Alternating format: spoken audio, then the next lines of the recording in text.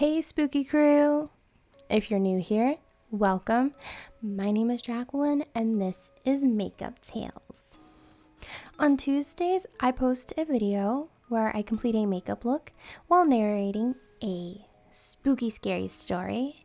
And on Thursdays and Saturdays, I post just spooky narrations.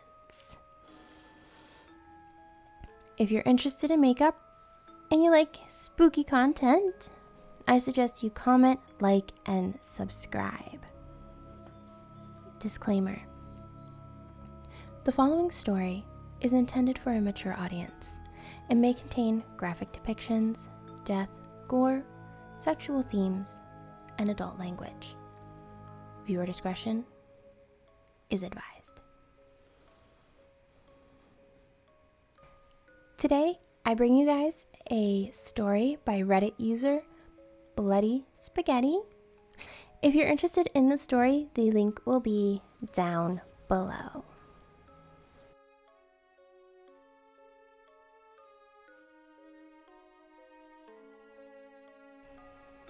The look on everyone's faces when I dragged her corpse out of my truck. Man, that was priceless. They must have been thinking, why on earth does he have her body in his truck? Or did he dig her out? I wanted to laugh, but I was too tired to do so. Instead, I had to convince people she came to visit me the night before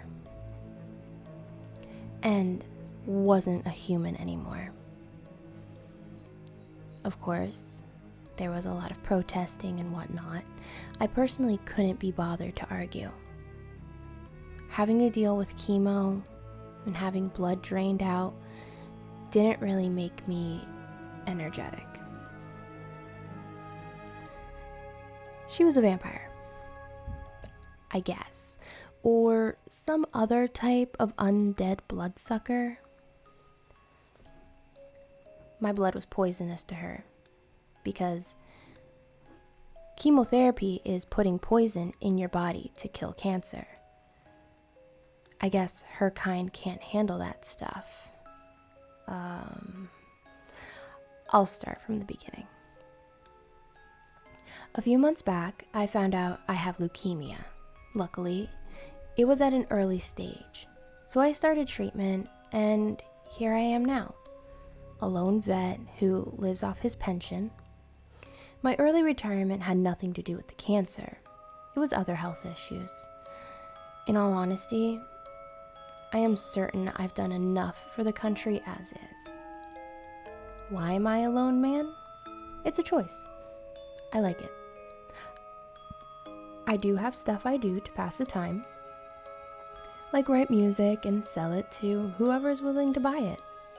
I make digital art as well, that kind of stuff. Anyway, now that I'm constantly feeling like shit, I am kind of in a weird place mentally. I forgot stuff long term. Some details kind of slip my mind, and that's important because that's where she enters the picture.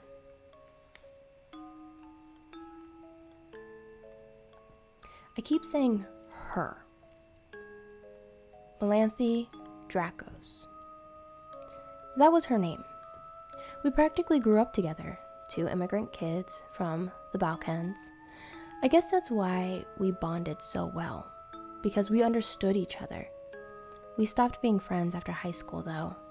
I moved cities and we just drifted apart. In fact, I cut off everyone from my childhood. That's just the person I am.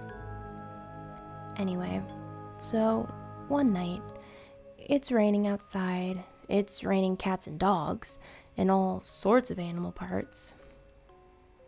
I was asleep when I heard someone knocking on my door.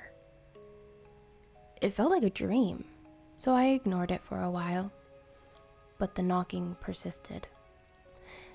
That's when I got up and checked the door. Lo and behold, stood outside, drenched in rainfall, Melanthe. I hadn't seen her in 17 years or so, but she didn't age a day.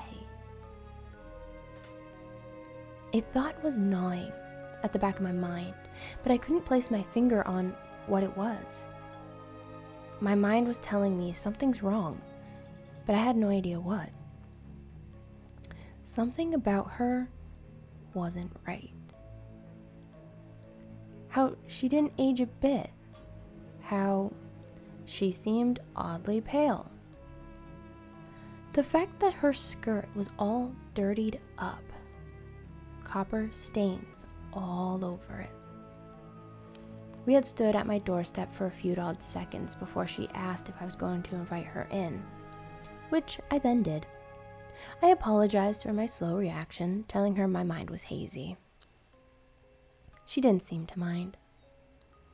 I'm surprised she didn't say anything about me not turning on the lights. See, I'm so used to the layout of my house, I don't even turn the lights on after dark. A normal person would have said something, but Melanthe felt almost at home in the darkness. I didn't pick up on that somehow. There was a big, wet greeting hug, but I guess she noticed how exhausted I had been and didn't press on anything. I showed her the house. After throwing a couple of towels at her, I promised to make up for lost time the next day and went back to bed. I was out pretty quickly, but I woke up a few times during the night, and I'm sure I heard her doing stuff. Being awake. The whole night, that is. I remember waking up just before sunrise, and she was reading a book with a candle. I found that weird, so I just asked, "Why the candle?" She looked at me, smiling, and told me she liked it that way. Her eyes were almost red at that moment. I was sure my mind was playing tricks on me, so I just ignored it and went back to sleep. I woke up the next afternoon, and she was asleep.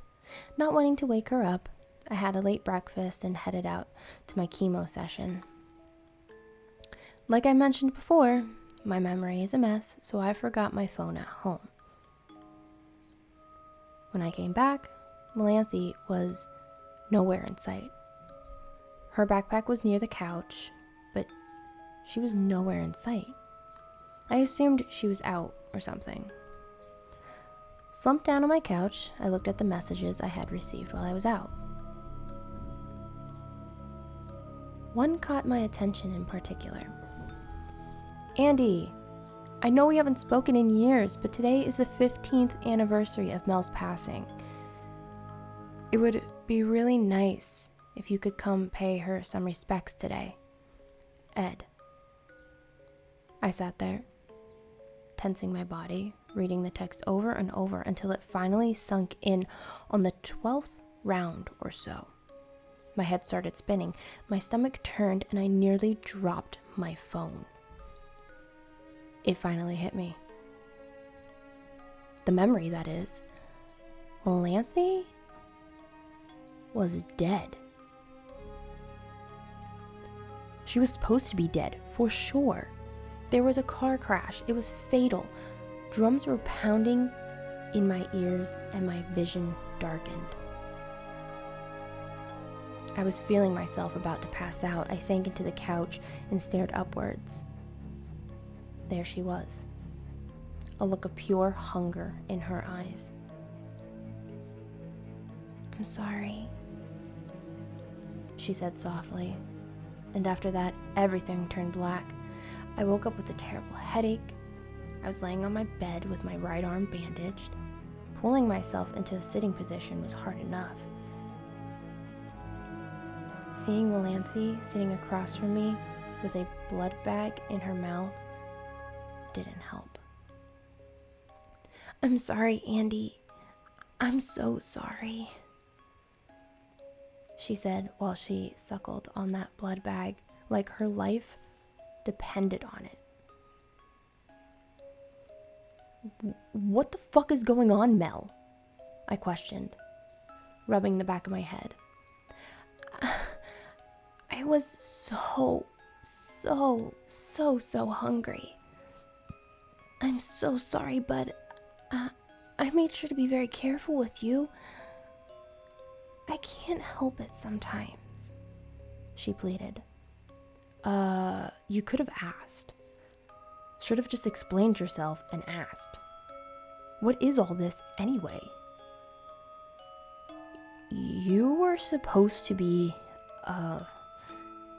dead, I questioned. My stomach twisted and turned as I tried staying put in my position. My body felt like a cheese grater was traveling through me. I was feeling like absolute shit at this moment. Well, I'm a very colagus, she said. It's a... Oh, wow. You look terrible. I'm so sorry. Did I drain too much? She ran over to me, placing her cold hand on my face as if to support my head.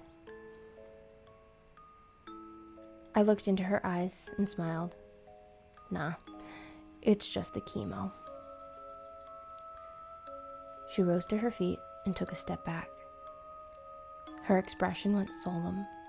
Her gleaming reddish-brown eyes turned almost colorless. She dropped the blood bag and uttered something incoherent before screaming out and clutching at her throat and chest. She fell to her knees before the rest of her body collapsed to the floor. Her mouth emitted awful, choking sounds as she desperately grabbed at her throat. I felt bad for her as she withered and convulsed violently on the floor. I wanted to help, but I knew it was probably too late as her body shriveled up with her bones protruding against her skin, and her veins turning black and painfully visible under her porcelain skin. It was a matter of moments. She was gone. Cataracts,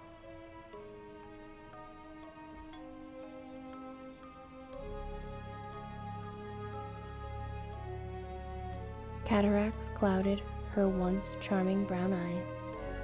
Dark blood poured out through her blue lips.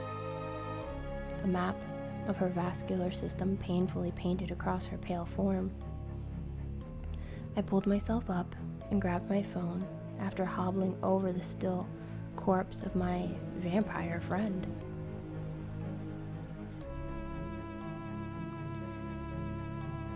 I texted Edgar, telling him I'd see him at the cemetery.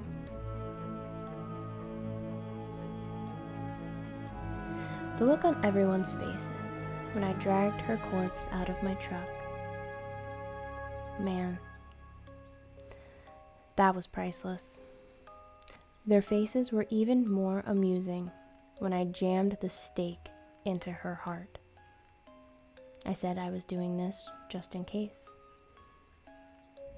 Not trusting my chemically enhanced blood to be poisonous enough to keep her down for good. I guess that's why I like to be alone. Because of things like these. Wouldn't surprise me if nobody's going to invite me to any other anniversaries ever again. I hope you enjoyed this week's narration. The link for the story is in the description below. Also, along with the link to all my socials and my email if you guys have a story you would like me to narrate. And remember, stay spooky and stay glamorous. And I will catch you guys next time.